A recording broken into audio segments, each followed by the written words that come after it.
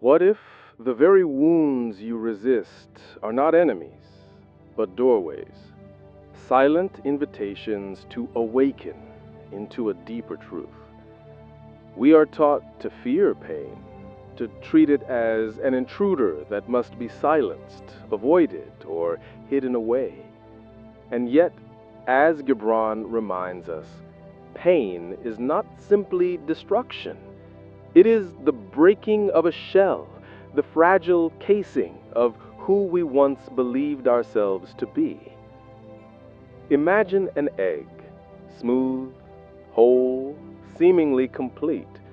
From the outside, it looks perfect, yet that perfection is an illusion. For if it remains unbroken, life within it withers. Only when the shell cracks does the bird emerge, trembling and alive, into a wider sky. In much the same way, our suffering shatters the illusions that enclose us. It dismantles the fragile walls we construct to keep ourselves safe, walls made of pride, certainty, or the comforts of the familiar. Pain fractures these walls, not out of cruelty, but out of necessity. It pushes us toward growth we would never choose voluntarily, yet cannot avoid if we wish to live authentically. Think of the times when life has pressed hardest against you: the loss of someone beloved, the betrayal of trust, the collapse of a dream you built your identity around. In those moments, it feels as though the ground itself is torn away. Yet, slowly, as days turn into weeks, a strange clarity begins to emerge. You begin to see not only the wound, but also what it has revealed. The loss carves space for tenderness. The betrayal sharpens discernment. The collapse forces you to ask who you are when every mask has fallen away. This is why pain is never merely an affliction. It is also initiation. It is the teacher that strips us bare, demanding honesty where we once preferred illusions. We resist it, of course. We cling to the shell, mistaking its protection for life itself. But eventually, the cracks widen and the shell breaks. And in that breaking, we glimpse something extraordinary. We are not who we thought we were. Philosophers and mystics across ages have pointed to this paradox that transformation often wears the disguise of suffering.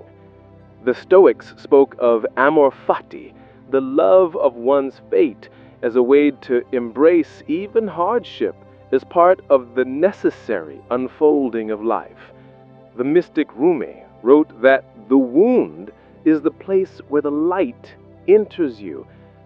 These voices echo Gibran's vision. Pain does not merely take, it also gives, though its gift is often hidden until much later. And yet, there is a subtle danger here to romanticize suffering, to pretend it is always noble or easy. It is not. Pain can shatter in ways that feel unbearable, leaving scars that never fully disappear. But perhaps the point is not to glorify pain, but to recognize that within its harshness lies a possibility, a chance to expand beyond the narrow borders of our former selves. Without the cracking of the shell, understanding remains enclosed, untouched by the winds of life. So perhaps the invitation is not to seek pain, but to meet it differently when it arrives, to pause and listen instead of fleeing or numbing, to ask, what is this breaking trying to reveal? What old skin is being shed? What deeper truth is struggling to be born? And if we allow ourselves to dwell with those questions, something shifts. The bitterness softens, The wound, though still raw, begins to whisper. We begin to see pain not only as rupture, but as a threshold, a passage leading us from one way of being into another, greater one. But this threshold raises a deeper question. If pain is a doorway, what lies beyond it? And how do we step through without being consumed by the fire of our own suffering?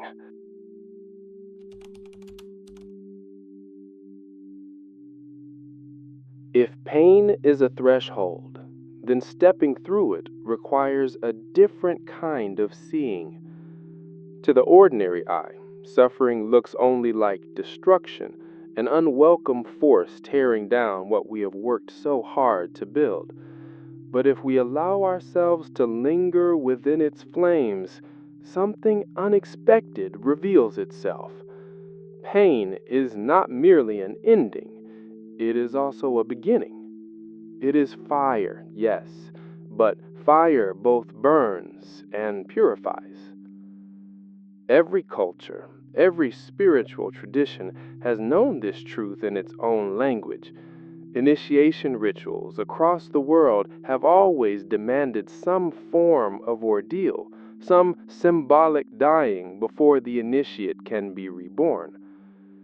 In these moments of trial, the old identity dissolves, and what emerges is not weaker but transformed. Pain, then, is not punishment, it is initiation. It is the furnace in which the iron of the self is softened so it may be reshaped into something truer, stronger, more expansive.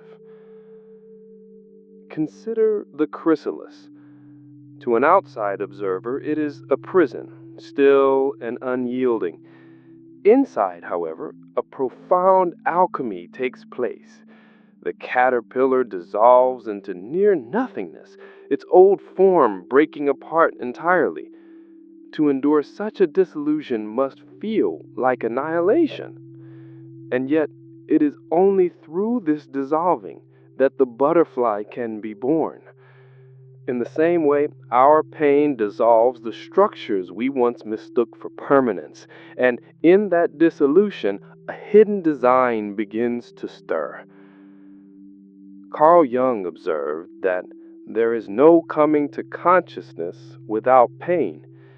He was not romanticizing suffering, but recognizing its role as a force that drags the hidden parts of ourselves into the light. Without it, we remain confined to the surface, prisoners of the familiar.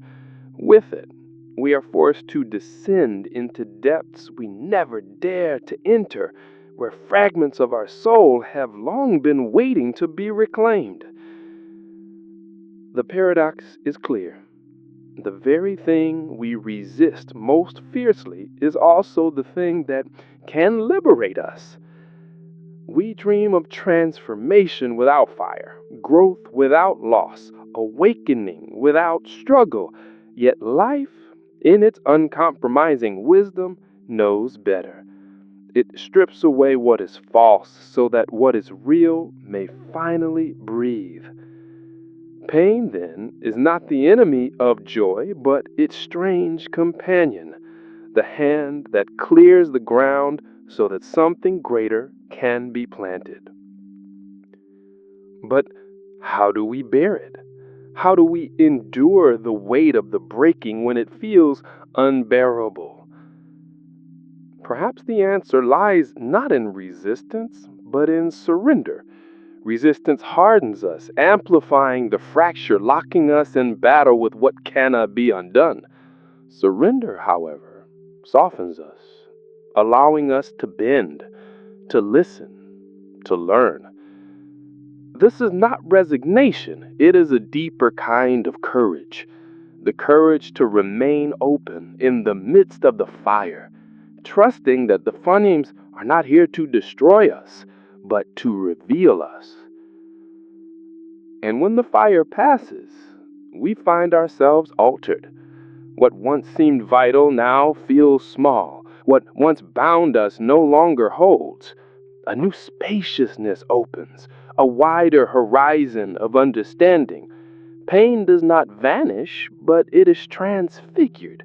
It becomes part of our wisdom, etched into our being as a reminder of what we have endured and what we have become. So, perhaps the real gift of pain is not merely survival, but vision. It sharpens our sight, deepens our empathy, broadens our understanding of what it means to be human. In its wake, we are more capable of compassion, more attuned to the silent struggles of others. The shell that enclosed our understanding has broken, and in its place, a new openness breathes.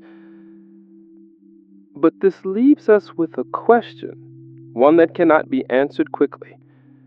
If pain is both breaking and opening, if it is both destruction and creation, how do we walk this path without losing ourselves entirely to its fire?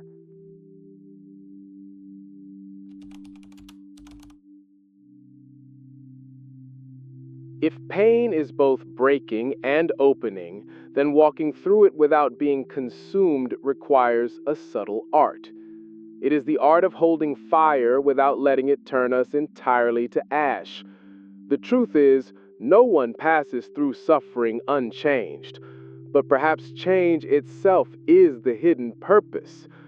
What we call survival is often transformation in disguise, the birth of a self that could not exist until the old one cracked apart. When we stand inside pain long enough, something astonishing happens. We begin to see that the shell was never the whole of us. We mistook its hardness for protection, its boundaries for truth. But once it shatters, what emerges is not emptiness, but spaciousness. We discover a horizon inside ourselves we did not know was there. Pain does not erase us, it expands us. It forces the heart to stretch beyond its former size, to hold more light, more sorrow, more beauty than it ever could before. Imagine a tree after a storm. Branches broken, bark stripped, the ground littered with fragments. And yet, when spring comes, the tree does not curse the storm. Its wounds become openings through which new life breathes. The fractures allow sunlight to touch deeper layers. The damage becomes a strange kind of nourishment, guiding the tree into a shape more resilient, more alive. In the same way, our brokenness becomes a contour of our becoming. We are not ruined by what we endure, we are reshaped by it. The philosopher Seneca once suggested that adversity is the forge in which character is made. This does not mean we should glorify suffering or seek it recklessly, but that we may choose how to meet it when it arrives. We can curse it, deny it, flee from it, or we can listen. And in listening, we may hear the quiet truth beneath the roar that pain is not the end of meaning, but the beginning of deeper meaning. This is why Gibran's words endure. Pain is not simply a wound, it is the breaking of the shell that encloses understanding. Without it, we remain confined, mistaking the narrowness of our walls for the breadth of life. With it, those walls crumble, and through the cracks, light floods in. We see with new eyes. We feel with a deeper tenderness. We walk with a humility that knows the cost of being alive, and with a gratitude that such cost is also a gift. To live this way is to recognize that suffering and wisdom are woven from the same thread, that our wounds are not merely scars, but inscriptions, reminders of how far we have traveled. And perhaps, if we dare to trust this mystery, we can begin to see even our darkest nights as part of the same great dawn, slowly breaking, slowly revealing the sky that was always waiting above us. So let your pain speak. Let it tell you not only what has been lost, but what is being born. Let it remind you that every ending carries the seed of a beginning, and that every breaking is also an opening. For in the silence after the storm, in the stillness after the fire, We do not return to who we were. We step into something vaster. We step into the truth of our own becoming. And if these reflections have touched you, let them continue to live. Support this space by liking the video and subscribing, so that together we may keep listening to the wisdom hidden within the cracks.